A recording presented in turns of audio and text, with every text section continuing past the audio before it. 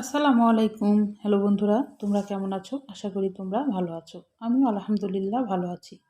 আমার শখের কিচেনে তোমাদের সবাইকে স্বাগতম। প্রতিদিনের মতোই আবারও একটা রেসিপি নিয়ে আসলাম। রেসিপিটা এতই মজার, দুপুরে গরম ভাতের সাথে মাছ মাংস কিছুই লাগবে না এই রেসিপিটা যদি থাকে। এতই টেস্টি, এতই মজা খাবারটা।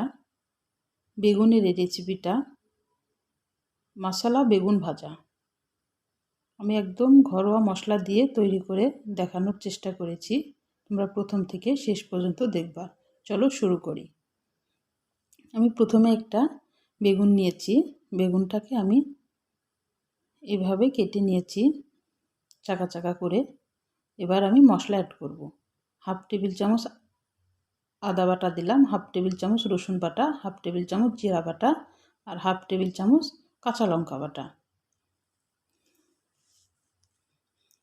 নুন দিলাম স্বাদ মতো। হলুদ গুঁড়া দিলাম 1/2 টেবিল চামচ, লঙ্কার গুঁড়া দিলাম 1/2 টেবিল চামচ, ধনিয়ার গুঁড়া দিলাম 1/2 টেবিলের একটু কম। এবার ভালোভাবে এটাকে মাখিয়ে নিতে হবে। বেগুন ভাজাটা এতই মজা, যদি একবার করে খাও বন্ধুরা, এর সাথে মাছ মাংস কিছুই লাগবে না। ছোট বাচ্চাদেরকেও যদি ভেজে দেওয়া যায় তা তবুও পছন্দ করবে। বাস আমি 10 মিনিট রেস্টে রেখেছিলাম। এবার কড়াইয়ে আমি সরিষার তেল দিয়ে দিলাম। 10 মিনিট একটু রেস্টে রাখবা, মশলাটা ভিতরে জানে প্রবেশ করার সুযোগ পাই।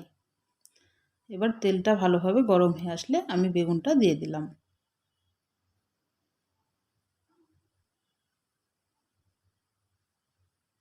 ভালোভাবে সাজিয়ে দিতে হবে, দিয়ে একদম মিডিয়াম আঁচে এটাকে ঢেকে ভেজে নিতে হবে। আমি সত্যি বলছি, এত মজা হয়েছিল খেয়ে, মানে মাছ মাংস কিছুই লাগবে না এতে, যদি এই বেগুন ভাজাটা করে খাও। মশলা বেগুন ভাজা তোমরা প্রথম থেকে শেষ পর্যন্ত দেখবা, নাহলে বুঝতে পারবা না। আমি আরও মশলা অ্যাড করব, তোমরা আগে দেখতে থাকো। ভাজাটা আগে হয়ে যায়, লাল লাল করে ভেজে নেব। বাস আবার একটু ঢাকনা দিয়ে ঢেকে দিলাম। ওই পেটটাও ভাজা হয়ে গেছে, তোমাদের দেখাই দিচ্ছি। দেখো কত সুন্দর সিদ্ধ হয়ে গেছে, দুই পারে সুন্দর কালার চলে এসেছে। আমি এবার তুলে নিলাম।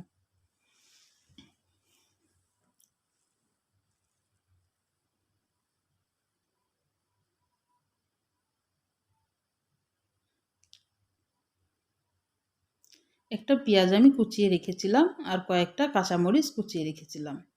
আমি এবার তেলে এটা ভেজে নেব লাল করে।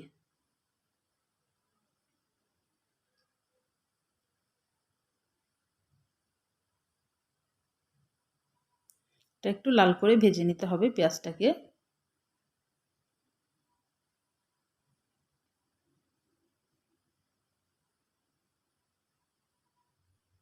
এই যে এবার বেগুনগুলো আমি দিয়ে দিব।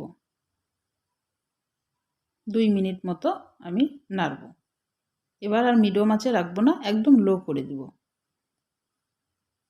প্রথম থেকে মিডিয়াম আঁচেই ছিল, এবার লো করে দিব একদম। শেষ যে জালটা থাকে সেই জালটা একবারে দিয়ে দেব। বাস আমার বেগুন ভাজা, মশলা বেগুন ভাজা রেডি। আমি ভাতের সাথে একটু পরিবেশন করলাম, একটু খেয়েও তোমাদের দেখাচ্ছি। এত মজা হয়েছিল, তোমরা একবার যদি করে খেয়ে আমাকে আবার কমেন্ট বক্সে কমেন্ট করে জানাবা যে আসলে মশলা বেগুন ভাজাটা কেমন হয়েছিল। আর যদি আমার রান্নাটার কোনো অংশ তোমাদের ভালো লাগে, প্লিজ আমার চ্যানেলটাকে সাবস্ক্রাইব করে দিও। লাইক করে, একটা লাইক দিয়ে আমার রান্নাটা দেখা শুরু করো। আর যদি ভালো লাগে আমাকে একটা কমেন্ট করে জানাও যে আমার রান্নাটা কেমন হয়েছে। আজকের মতো বিদায় নিচ্ছি, আবার কোনো নতুন রেসিপির সাথে হাজির হব। তোমরা সুস্থ থাকবা, ভালো থাকবা। আল্লাহ হাফেজ।